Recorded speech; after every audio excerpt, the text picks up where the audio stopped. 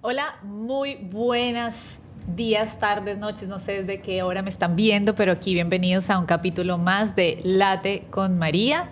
Bienvenidos a este nuevo capítulo donde está lleno de un poquito de drama, suspenso, dolor, pero sobre todo una alegría inmensa de misericordia por este invitado que quiero mucho y que lo traje y estoy demasiado feliz porque va a poder compartir su testimonio, un testimonio que todos los que lo conocemos terminamos siempre llorando, pero también de amor porque Dios se ha glorificado en su vida demasiado. Y con esta introducción, bienvenido Nelson Hincapié. Gracias. ¿Te puedo decir Cuñiz? Sí. Gracias, Cuñiz. Bueno, él ya se adelantó, él es mi cuñado. En otro capítulo anterior, o unos anteriores, no sé, pudieron ver a mi hermana y él es mi cuñado, es decir, su esposo. Entonces, bueno, aquí está Nelson con nosotros. Antes que darte el micrófono, vamos a hacer una oración. Vamos a ponernos en la presencia del Espíritu Santo, en el nombre del Padre, del Hijo, del Espíritu Santo. Amén. Ven, Espíritu Santo, ven, acompáñanos en este lugar. Virgencita María, Madre nuestra, pon tu manto protector sobre nosotros, sobre este lugar, sobre el lugar de donde están observándonos en este programa, a cada una de estas casas, sobre todo los corazones de esas personas que van a escuchar este testimonio. A Jesús, con su sangre preciosa, que selle estos lugares, que selle el corazón de cada quien, los oídos de todas estas personas que van a escuchar este testimonio, y que todo lo que sea aquí, se hable aquí, sea para la gloria de Dios. Arcángeles, acompáñenos igualmente, y que esta charla esté llena de ese amor, esa misericordia que Jesús siempre se riega, nos regala desbordadamente, especialmente en esta vida de este hijo pródigo, como él mismo se llama, Nelson. Bendícenos y protégenos siempre. Amén. Amén. Bueno, Cuñiz, el Cuñiz. Entonces, aquí estamos. Bienvenido aquí, tu tacita de café, Late con María, que para que lo disfrutes, te calientes, aquí hace mucho frío, así que bueno, estamos preparados. Entonces, ¿quién es Nelson Hincapié? Lo último que me imaginé en la vida es que iba a estar en un programa de Late con María, hablando del amor y la misericordia de Dios. Antes que nada, un hijo amado de nuestro Señor.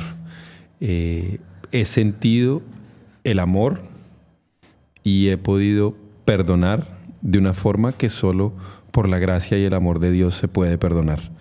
He tenido una vida bastante interesante. Y hoy en día te puedo decir que no cambiaría ninguno de esos momentos horribles por los que pasé, porque lo que tengo hoy en día vale muchísimo más que cualquier dolor que pude haber experimentado. Y ahora lo entiendo.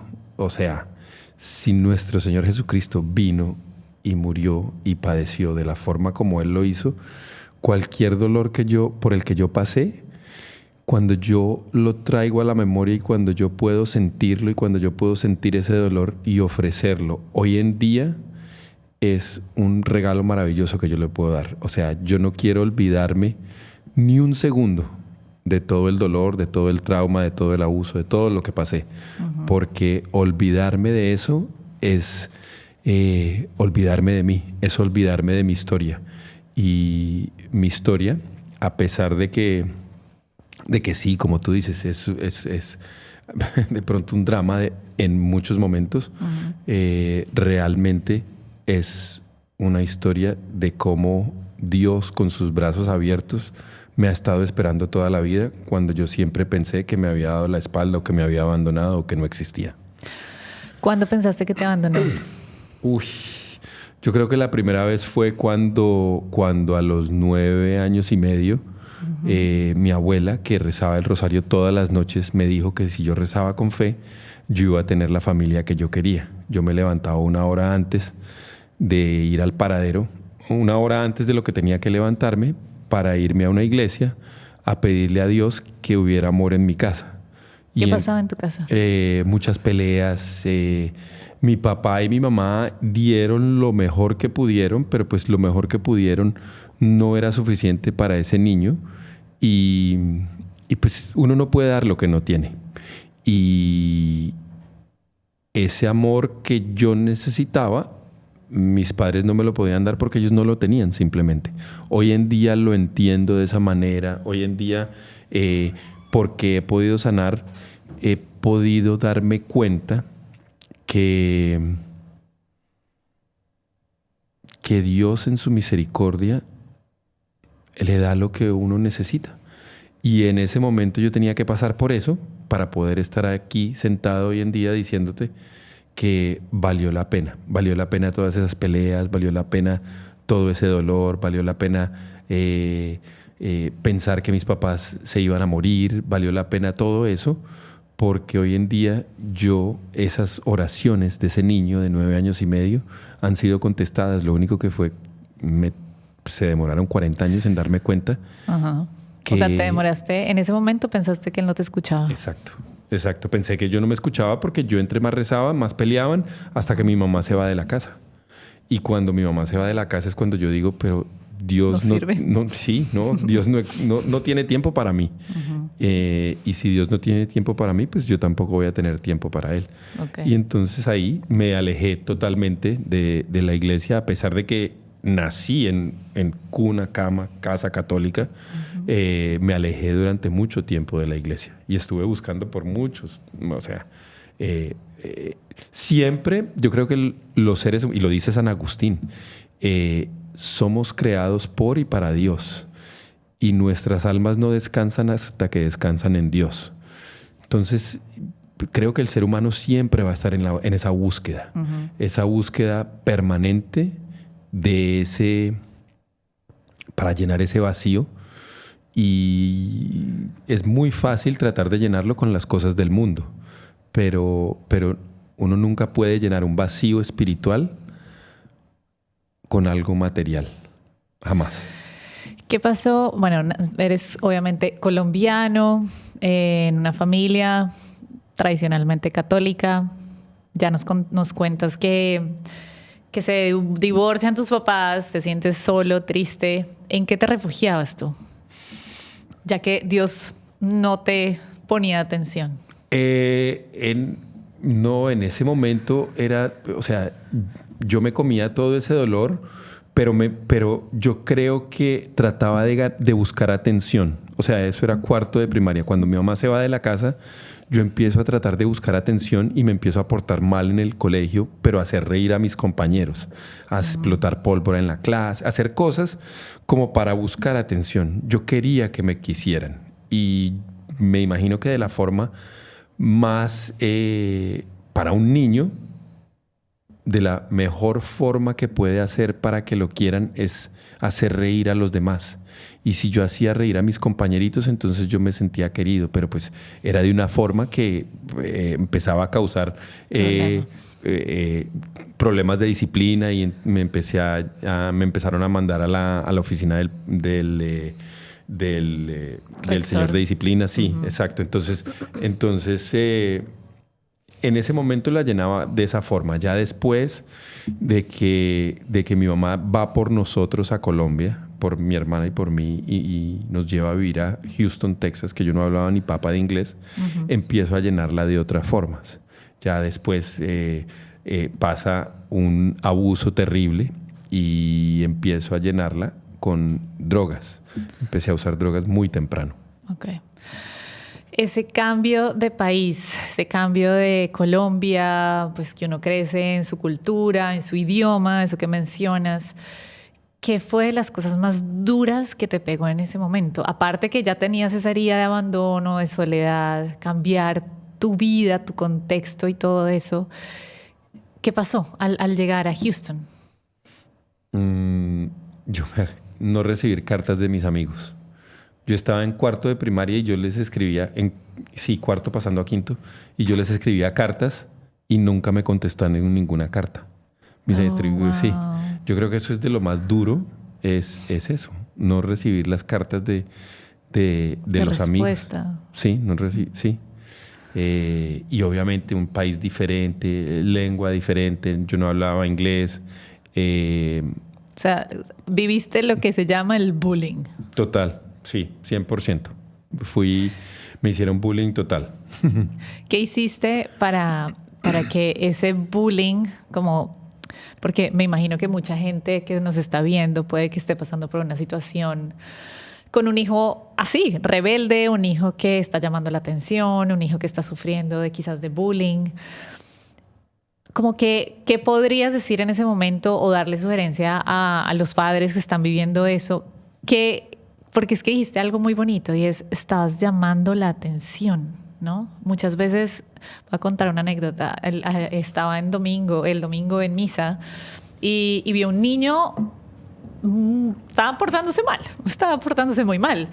Y yo veía cómo él quería llamar la atención. Por eso me llama la atención justo ese comentario, porque se veía bravo, pero él era mirando a su papá, como, mírame. ¿Qué le aconsejas eso a los papás? No, pues, o sea, primero, a un niño que le están haciendo bullying, normalmente sufre callado y no va a decir nada. Uh-huh. Hoy en día, el bullying es mucho más duro por las redes sociales. Uh-huh. A mí lo que me hizo el bullying fue como darme el impulso porque a mí el bullying me lo hacían porque yo no hablaba inglés. Uh-huh. Y lo que me dio fue el impulso para hablar inglés, para empezar, para querer salir adelante y para querer aprender inglés y para querer sobresalir. Y de hecho,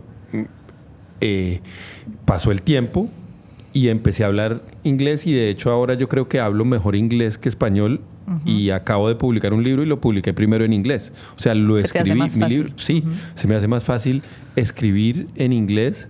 Pero volviendo a la pregunta de qué hacer con un niño que está pasando por bullying, es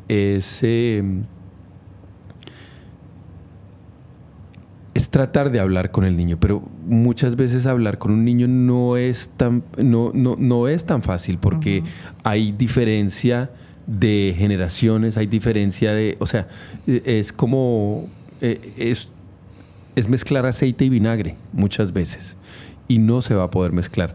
Dios siempre nos va a dar soluciones. Es buscar en Dios. Lo que pasa es que queremos controlar todo, queremos manejar todo, queremos solucionarlo todo nosotros y muchas veces, o sea, ¿qué hubiera pasado si se hubiera solucionado mi bullying? ¿Qué hubiera pasado si se hubiera solucionado las peleas de mis papás? ¿Qué hubiera pasado si Dios me hubiera dado en el momento en que yo lo pedía lo que yo quería? Uh-huh. De pronto no estaríamos acá. Entonces hay que dejar que la vida corra su proceso y caminar el camino y saber esperar. Muchas veces y inevitablemente la vida es una tortura y en la vida se sufre. Si Cristo vino y murió en esa cruz, ¿quién soy yo para escaparme de mi propia cruz? Él nos dice, toma tu cruz y sígueme, la cruz de cada uno. Y es lo que dijiste al principio, como que esa es una historia de vida, es tu historia de vida y gracias a esa historia de vida, tú en tu libro, en tus testimonios, en tus charlas que das, pues eso hizo parte, ¿no? Fue un condimento más de la historia de Nelson. Pero bueno, volviendo al tema de ese momento, cuando te mudas a Houston, todo eso, mencionaste que caíste en adicciones, llenando ¿qué? Llenando vacíos, llenando ¿qué? ¿Qué buscabas con ese? Que si te acuerdas de esa vivencia. Y es amor, es querer ser amado y al final del día yo lo que quería era una familia normal, un papá y una mamá. Eso es lo único. Uh-huh. Muchas veces uno, o no, eso es lo que uno necesita. Lo que todo ser humano necesita es sentir el amor de una casa, de un papá y una mamá. O sea, lo vemos en la Sagrada Familia. Lo único que José y María le dieron a Jesús fue ese amor. ese calor de un establo. O sea, que ni siquiera cuando Jesús fue a nacer, lo que le pudo dar José fue un establo, pero era un establo lleno de amor. O sea, lo único que uno necesita es amor de la familia, de ese núcleo familiar. Por eso creo que es tan importante. Y todo el mundo tiene sus vacíos. O sea, todo el mundo tiene sus heridas, todo el mundo tiene su dolor, todo el mundo. Y nos pasamos toda la vida tratando de olvidar el dolor, de olvidar ese. Pero si nosotros no vemos ese dolor y si nosotros no pasamos por ese dolor, es casi como rechazar el amor de Dios. Porque el amor nos da en ese dolor un amor infinito. Hay amor en el dolor. O sea, nuestra vida es una rosa y queremos quitarle las espinas. Sí, es verdad, es verdad. Queremos todo el tiempo estar huyendo de eso y sabemos que a través del sufrimiento, a través del dolor, es purificación para nosotros para llevar a ese cielo, ¿no? A esa santidad. Cuando estabas en ese momento, bueno, ya perdido, ¿cuántos años duraste? Desde los 14 hasta los 24. Perdido, totalmente perdido. De que usé drogas todos los días desde los 14 hasta los 24. Okay. Centros de rehabilitación, todo demás no funcionaba. De rehabilitación, sí. Y de hecho, yo me rehabilité en el 97 y duré muchos años sobrio, buscando a Dios en muchas partes, en mindfulness, en el yoga, meditación trascendental, budismo tibetano. Sí, no. O sea, busqué en todas partes. Donde no era. No, donde absolutamente no. Pero es tanta la necesidad y es clarísimo, pues lo dijo San Agustín, hasta que mi alma no descansa en Dios, no va a descansar. Y muchas veces nosotros los católicos le corremos tanto a nuestra fe cuando debíamos correr más bien hacia ella, hacia esos principios por los cuales la Iglesia cumple dentro de poco 2000 años de fundada. En menos de 10 años va a cumplir 2000 años de haber sido establecida por nuestro Señor Jesucristo. O sea, ¿cómo voy yo a darle la espalda a algo que es tan real y sólido, ¿no? Sólido, totalmente, exacto, sólido. Esa es la palabra. Si ha logrado sólido. Durar tantos años es porque es algo muy sólido, muy real. ¿Qué pasó? Que después de ese tiempo, ¿cuándo fue el punto de giro? Han habido tantos para conectar puntos. Definitivamente, conocer a mi esposa, a tu hermana, fue un giro increíble. Pero ya fue después, ¿o no? Sí, eso fue yo la conocí en el 2003. Yo en ese momento tenía 6 años sobrio. Había estado buscando, yo iba a reuniones de alcohólicos. Sí, yo iba a reuniones de Alcohólicos Anónimos, practicaba los 12 pasos. Yo celebraba mi sobriedad. Y cuando tú me preguntas qué fue lo que cambió, yo creo que ahora te puedo contestar. Dios, bueno, voy a ir hacia atrás. En el 97 yo entro en el centro de tratamiento. Yo tenía 24 años. Obviamente todavía no había conocido a mi esposa. Yo la conocí allá en el 2003. Pero en el 97 ella tenía 17 y ella se había ido a un retiro espiritual. Y ella en ese retiro espiritual pidió por su esposo. Yo en ese año estuve al borde de suicidarme. Yo ahora que tú me haces esa pregunta, yo digo, ella me salvó la vida antes de haberme conocido. Las oraciones, obviamente las oraciones de mi abuelita y de mis abuelas, todas esas oraciones mezcladas con lágrimas, incluso de mi mamá, de mi papá, porque todos han llorado por mí. Yo puse a medio mundo a llorar con todas las irresponsabilidades y con todo lo que yo hice durante una vida de drogadicto. Pero yo creo que esa oración de Carolina por su esposo, por su futuro esposo, que no me conocía, creo que tuvo mucho que ver con que el amigo que me bajó del techo de donde yo me iba a tirar, que él termina quitándose la vida 11 meses después, pudiera servir para yo llegar y empezar esa conversión que vendría mucho tiempo después. Y en el 2003 que yo la conozco a ella, yo celebraba mi aniversario de sobriedad, que es el 11 de noviembre, que ese fue el día que yo entro a tratamiento. Y casualmente es el cumpleaños de mi hermana. Sí. Durante los 3 primeros años sí me dejaba que celebrábamos mi sobriedad. ¿También te da una tortiga? Sí, no, la sobriedad mía era más importante que el cumpleaños de Caro. Después las cosas cambiaron y ya...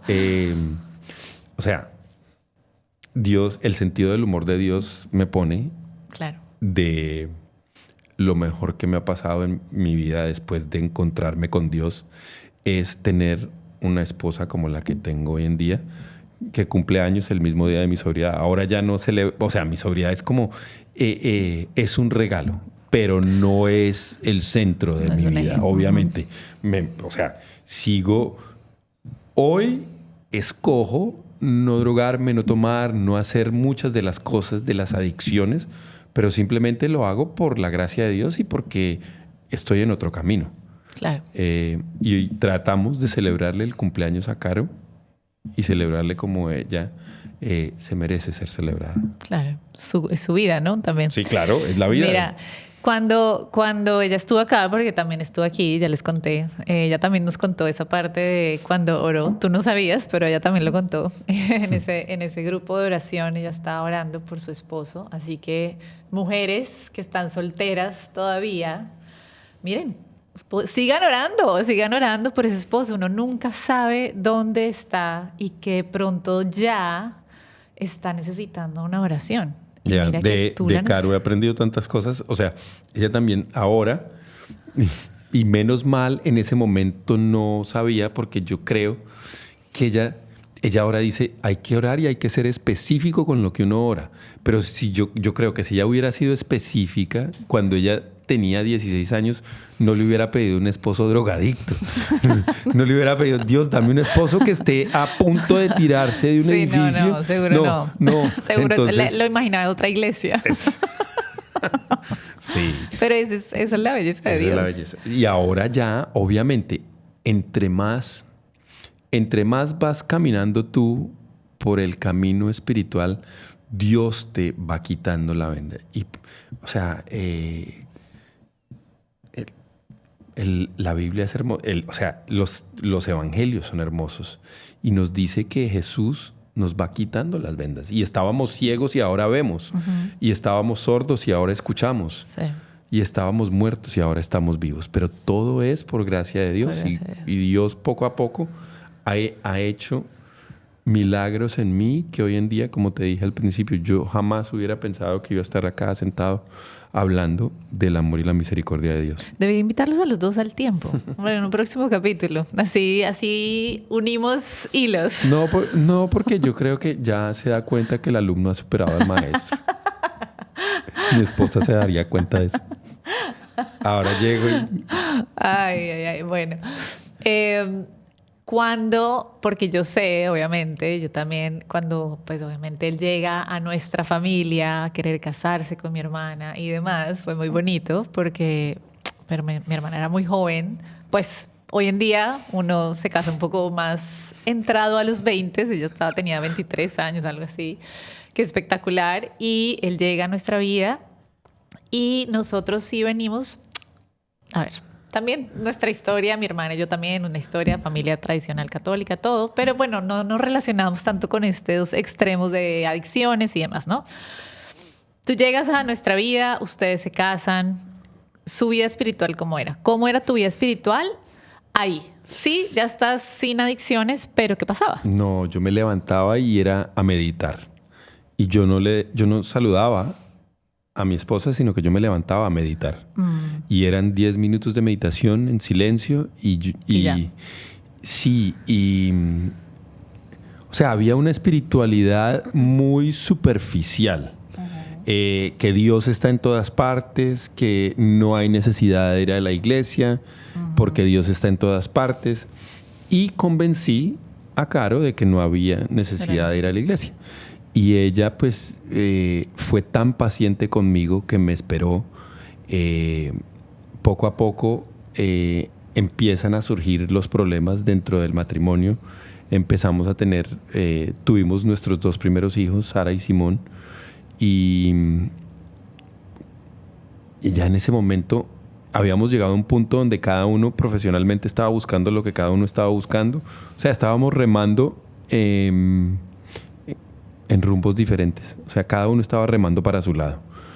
Y ahí a mí me pasó algo y a ella le pasó algo diferente. O sea, mi proceso fue que yo estaba pensando en divorciarme. Era un domingo, yo estaba en la casa y yo estaba cambiando canales. El canal se queda pegado en un televangelista y dice: el divorcio no es la solución. Y entonces para mí da la casualidad que tiempo después nos encontramos con el televangelista y yo le digo: usted salvó nuestro matrimonio. Caro casi me mata. Ella: ¿cómo dices eso? No, obviamente no fue Dios, porque para ella no fue. Sí, para ella no fue eso. Pero ella en ese momento dice: empecemos a rezar el rosario los domingos. Y pues yo, para ahorrarme la cantaleta de mi esposa, que puede ser considerable, entonces dije: son 20 minutos. 20 minutos me puede ahorrar fácilmente 2 horas de cantaleta. Yo dije: vale la pena. Entonces empezamos a rezar el rosario y empiezan a pasar cosas. Inevitablemente yo creo que Dios escucha nuestras oraciones. Pero, fuiste un hombre inteligente. Sí, claro. Sí. Ya después ella empieza a decir: vamos a misa. Ya empezamos a ir a misa. Ya ella me dice que quiere que los niños vayan a colegio católico. Y yo, pues, yo no tenía ningún problema en que fueran a colegio católico. Empiezo a ir a misa porque porque pues igual, lo mismo. Ir a misa es 1 hora de misa, me ahorro la cantaleta. Entonces empiezo a ir a misa y poco a poco empiezan a pasar cosas. Un amigo, y el cambio real mío viene en un viaje a Medjugorje, cuando estábamos allá. Tan lindo. Y pues yo tenía... Es una historia un poco larga que no la podemos contar acá, pero sí, se destapó una olla, digámoslo así, o una olla de sorpresas. Sí, una olla de sorpresas. Yo le decía muchas mentiras a mi esposa. Y no mentiras de: yo no le era infiel, yo no bebía, yo no consumía, yo no apostaba. Piadosas. Sí, pero no, o sea, no. Es igual de grande. Claro. Una mentira piadosa es igual de grande a una infidelidad. 100%. Pero yo siempre me escondía de que, como yo no soy infiel, yo no veo pornografía, yo no hago esto, o sea, y eso es una soberbia horrible. Esa es la soberbia. Ese es el demonio mismo. Que porque yo no hago y me permite juzgarme y me permitía ver a la gente que sí hacía eso, a mis amigos que de pronto eran infiel, y yo me veía mejor que ellos cuando yo estaba haciendo igual o peor. O sea, mírenme a mí, yo estoy rezando. Pero digo mentiritas. Sí, no. Y no pasa nada, supuestamente. Sí, pasa mucho. Pasa mucho. Muchísimo. Porque mentira es mentira, pues. Mentira es mentira, totalmente. Okay. Pero en Medjugorje me doy cuenta, o sea, se destapa la olla. En otro capítulo les contamos la olla. Sí, pero se destapa la olla. Sí, pendientes. Sigan viendo. Y el sacerdote con que estábamos, el padre Rodrigo, que es un hombre increíble, fantástico, un sacerdote santo, nos dice en una prédica que Jesús había escogido a sus 12 apóstoles, incluyendo a Judas, sabiendo que Judas iba a hacer lo que hizo. que Judas y Pedro comieron en la misma mesa ese jueves santo. Que Jesús amó a Jesús y a Pedro de la misma forma. A Judas. A Judas. Perdón, que Jesús amó a Judas y a Pedro de la misma forma. Que la única diferencia entre Judas y Pedro fue que Pedro permitió que Jesús lo amara. Y Pedro se dejó ver de Jesús. Pedro buscó la mirada. Judas no. Y él en ese momento dijo, todos somos Judas y Pedro, o todos podemos escoger si queremos ser Judas o Pedro. Y en ese momento yo creo que yo, honestamente, en ese monte en Medjugorje, escogí ser Pedro. Se te abrió el corazón. Se me abrió el corazón, se me abrió. Se me abrió y ahí, o sea, obviamente Pedro es un bulldozer y Pedro se creía el mejor y Pedro igual, o sea, Pedro lo negó. Pedro en el momento se fue de la cruz. Pedro ni siquiera estaba ahí. O sea, pero bueno, somos Pedro. Somos Pedro. Todos, mejor ser Pedro que Judas. ¿Y ahí qué pasa? O sea, ahí en ese momento como que se abrió esa puerta, ¿no? Yo me confesé. Bueno, eso fue el padre Rodrigo. Y ahora la cantidad de sacerdotes. Yo tengo fácilmente el celular de 15 sacerdotes. Y yo, o sea, porque yo necesito de los sacerdotes, porque esos sacerdotes son santos hombres y tengo que orar por ellos y yo sé que ellos están orando por mí, por mi familia. Ya en ese momento, bueno, eso fue en el 2018. No, en el 2000. Bueno, sí, el 2016-17 fue cuando fueron los años donde yo empiezo a tener, o sea, esos frutos que había plantado mi abuelita de esas oraciones empiezan a dar fruto. Y empiezo a entender cosas y empiezo ya a ir al Santísimo de vez en cuando. Empiezo a ir a misa o iba a misa no solo los domingos, de pronto iba un poquito más. Empiezo a leer más la Biblia. Me leo un libro de Matthew Kelly que se llama Redescubre el catolicismo.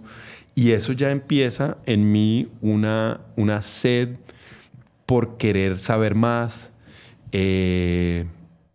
En Medjugorje de nuevo esto pasa y yo iba con la idea de que quería ver a la Virgen hablándome, quería que el sol bajara. Sí, o sea, mucho. Todas esas cosas que no pasan. Lo que pasó fue... Interior, exacto. Sí, eso es súper bonito. Nosotros quedamos mucho a Medjugorje con las peregrinaciones que hacemos. Es muy bonito ver porque la gente va a la espera de que la Virgen se aparezca, que el sol baile, que no sé qué, que la Virgen, que el monte, que el perro, que... Y es increíble como siempre la Virgen se aparece, pero en tu corazón. Totalmente. ¿Y te pasó? Bueno, fue la confesión. Hice una confesión con el padre Juan de la Cruz, de Ecuador, también un sacerdote santo. Yo no sé por qué todos los sacerdotes que conozco yo son santos. Pero bueno, en fin. Todos ya. Sí, todos. El padre Juan de la Cruz me ayuda a ver mi vida desde una perspectiva diferente y me ayuda a entender por qué era tan difícil para mí confiar en alguien. ¿Se puede saber? Sí, pues si mi mamá me abandonó, ¿con quién puedo confiar? ¿Qué vas a esperar de Dios, no? De alguien que no ves. Exacto. ¿Qué voy a esperar de cualquier persona? No puedo confiar en nadie. Claro. Nunca aprendí a confiar. Entonces, ahí empieza otro, que de hecho todavía soy amigo del padre Juan de la Cruz, todavía hablamos. Eso fue una confesión el 2 de octubre, que es el día de la Porcíncula, es el día de San Francisco de Asís. El 2 de agosto, perdón. 2 de agosto. Okay. 2 de agosto, es el día de San Francisco de Asís, que fue cuando él se tira las rosas y las rosas no lo chuzaron y él se tiró encima de las rosas porque... No, San Francisco es en octubre. ¿No es el 2 de agosto? Bueno, el día de la Porcíncula es el 2 de agosto. Ustedes ahí hagan el 2 de agosto. Sí, tienen que buscar. Es el 2 de agosto.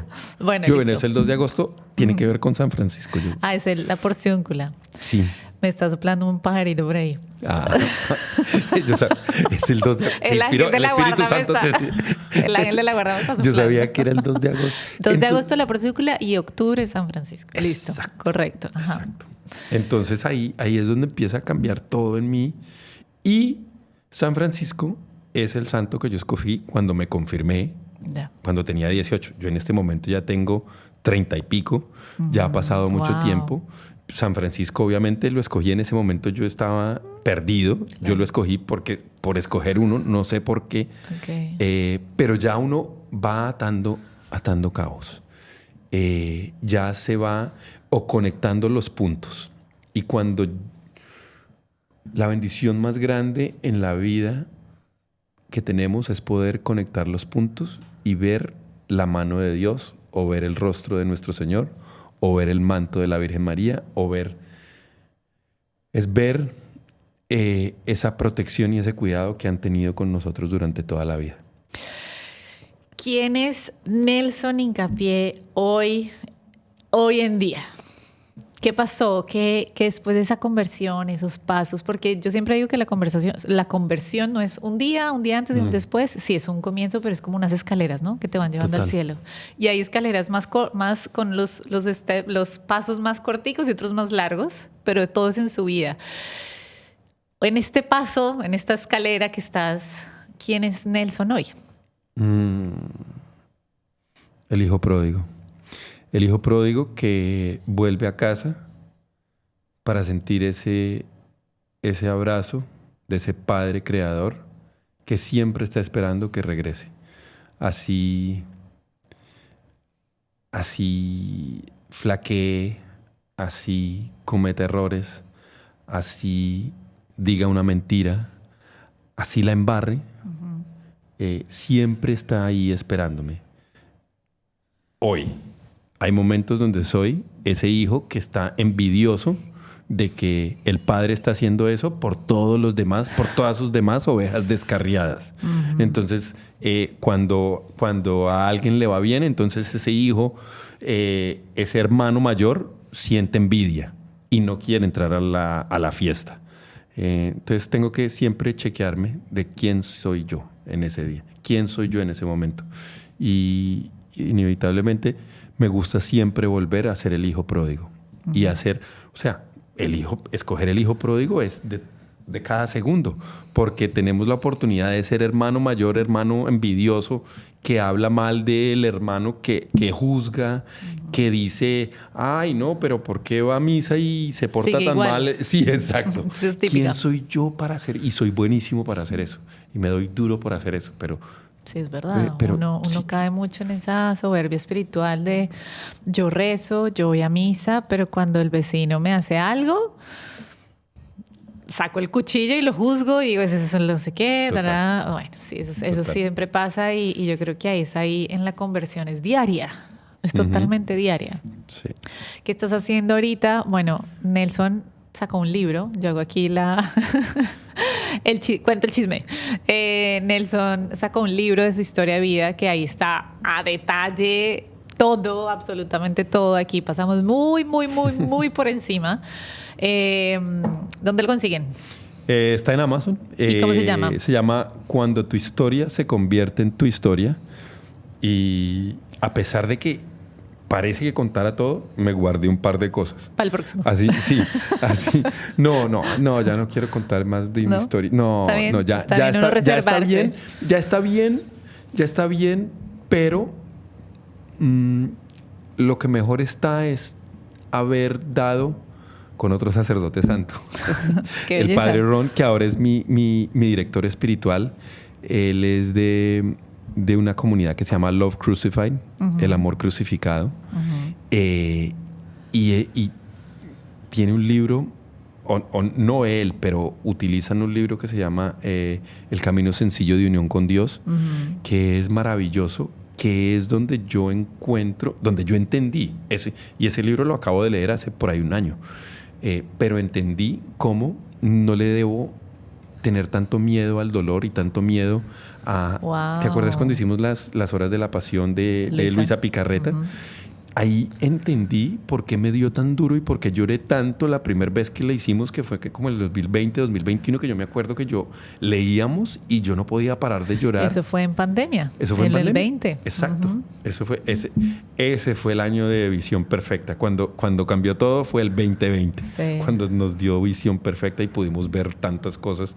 Pero bueno, esas horas de la pasión que yo viví tan profundamente me llevan a querer experimentar ese dolor del pasado nuevamente. Y ahora, o sea, no desde la víctima que fui, sino desde el regalo que le puedo dar a nuestro Señor Jesucristo a los pies de la cruz, que mi dolor lo puedo ofrecer hoy en día. En el mundo espiritual no hay ni tiempo ni espacio. Entonces, eso por lo que yo pasé puede estar pasando ahora mismo, y esa crucifixión puede estar pasando ahora mismo. Si yo puedo presentar ante esa cruz, ese dolor de ese niño, ese dolor cuando mis papás peleaban, ese dolor del abuso, ese dolor de mis amigos no contestarme las cartas, cuando yo puedo llevar eso a los pies de la cruz, entonces es un regalo maravilloso que yo le puedo dar a Dios. ¿Cómo lo haces tú? Porque uno dice, ay, sí, ofrece el dolor, ¿no? Ofrécelo. ¿Cómo lo haces? O sea, durante la misa, durante el Santísimo, o manejando, ¿sabes? ¿Cómo ofreces eso? No, cuando siento el dolor, obviamente siempre se me agúa el ojo, se me pone el ojo aguado, y en ese momento yo veo. Si están manejando, no cierren los ojos. Yo veo. Por favor. Yo veo, en ese momento yo veo la cruz y veo a nuestro Señor crucificado, y yo digo, te ofrezco este dolor. Y así lo hago. O sea, obviamente yo creo que ha pasado, o sea, ya estuve en Medjugorje, yo voy al Santísimo todos los días. Lo que el padre Ron me dijo, usted tiene que ir al Santísimo todos los días. Usted ya está en un usted está en el otro curso nivel. donde tiene que ir todos los días. Si no, no pasa. Y todos los días a misa. Entonces pues simplemente ¿qué? Obedecer, porque Él es mi general. Claro, muy bien, muy obediente. Sí, muy bien. Bueno, ya saben, el libro lo pueden conseguir ahí está toda su historia, pero aparte del libro, aparte de eso que decidiste un día contar a vos, yo leí el libro y yo me enteré de cosas de él que yo no sabía. Yo lloré demasiado, lo leí en 2 horas, calculen, me fui al Santísimo y lo leí en 2 horas, horrible, se conecta uno demasiado. Pero, ¿qué pasa, Nelson, cuando llega ese recuerdo del pasado, cuando llega eso y te das cuenta dónde estás hoy, qué ha pasado hoy, esa misericordia de Dios tan hermosa de decir, wow, yo pude haber no vivido esto por decisión propia, ¿no? ¿Qué mensaje hoy ya le puedes decir a esa gente que está en ese Nelson, esa desesperanza, en esa oscuridad, cuando la vida todo es gris? Porque yo te voy a decir una cosa. A mí me decían, no, ve a donde Dios. No, ¿sabes? Como que uno no... ¿Qué es más que ve a donde Dios? O sea, o ve a la iglesia. No, ¿qué hay que hacer? Primero que todo, no tomar una decisión permanente a un problema temporal. Okay. Empezar por ahí. Y si alguien está con pensamientos muy turbios, puede llamar a alguien. Hay muchos grupos de apoyo para la gente que está pasando por momentos de droga. Hay grupos en cada estado, en cada ciudad. Hay un grupo donde uno puede llamar, que es un Lifeline, que es un 311 aquí en Miami. Puede llamar. Hay muchas herramientas, y tienes razón. Muchas veces cuando uno está pasando por un momento así y alguien le dice, no, pero ve a Dios. ¿Quién me lleva? ¿Quién me lleva en el carro? ¿No? Es como que no tengo fuerza. Exacto. Es preguntar. Es nosotros los que hemos pasado por el dolor, que somos lo que Henry Nouwen en su libro llama Wounded Healers, sanadores curados. Nosotros que hemos pasado por ahí tenemos la responsabilidad de ayudar a sanar. Nosotros que ya hemos cicatrizado esas heridas tenemos la responsabilidad de sanar. Y es estar pendiente. Es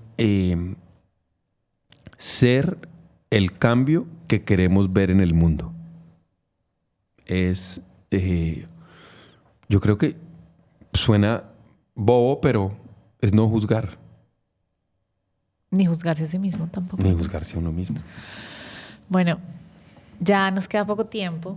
Esta es un poco muy por encima, de nuevo digo, la historia de Nelson, pero para ya despedirnos, sí me gustaría que, mirando a tu cámara, puedas decirle algo a esa gente que de esperanza, un mensaje de esperanza para ellos.